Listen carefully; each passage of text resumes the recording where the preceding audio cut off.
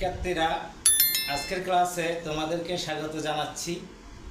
আজকে আমি তোমাদেরকে খুব সহজে কিভাবে পরিসর নির্ণয় করা যায় সেটি দেখাবো।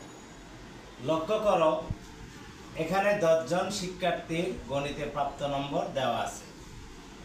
65, 78, 66, 82, 87, 63, 70, 75, 88, 77।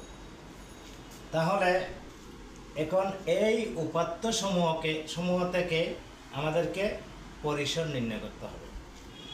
শিক্ষার্থীরা, পরিসর নির্ণয় করতে গেলে পরিসরের একটি সূত্র আছে, সেই সূত্রটি ভালো করে আয়ত্ত করতে হবে।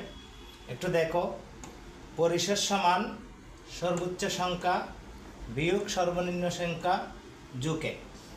অর্থাৎ এখানে আমাদের প্রথম কাজ হবে উপরোক্ত উপাত্তগুলো থেকে সর্বোচ্চ সংখ্যা এবং সর্বনিম্ন সংখ্যা আমাদের খুঁজে বের করতে হবে। তাহলে লক্ষ্য করো, এখানে লক্ষ্য করলে আমরা দেখতে পাচ্ছি সর্বোচ্চ সংখ্যা 88 আর সর্বনিম্ন সংখ্যা 63। তাহলে আমরা লিখতে পারি এখানে সর্বোচ্চ সংখ্যা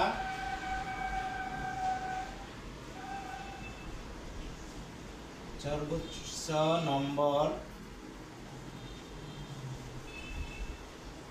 88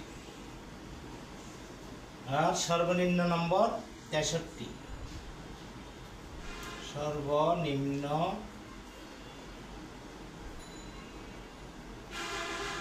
নম্বর 63। এখন আমরা পরিসরের সূত্রে এই সর্বনিম্ন নাম্বার এবং সর্বোচ্চ নাম্বার আমরা মান বসিয়ে খুব সহজে পরিসর নির্ণয় করতে পারি। সর্বোচ্চ সংখ্যা অর্থাৎ সর্বোচ্চ নম্বর হচ্ছে 88 আর সর্বনিম্ন নম্বর 63। আমরা বিয়োগ করে দিলাম, তার সাথে যেহেতু 1 যোগ রয়েছে আমরা 1 যোগ করে দিচ্ছি। তাহলে এখন 88 থেকে আমরা 63 বিয়োগ করব। 8 থেকে 3 বিয়োগ করলে কত হয়? 5।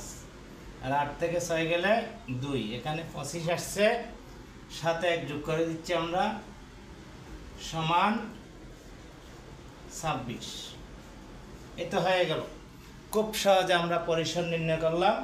আমাদের পরিসর হচ্ছে 26। সুতরাং তোমরা চাইলেই খুব সহজে পরিসর নির্ণয় করতে পারো।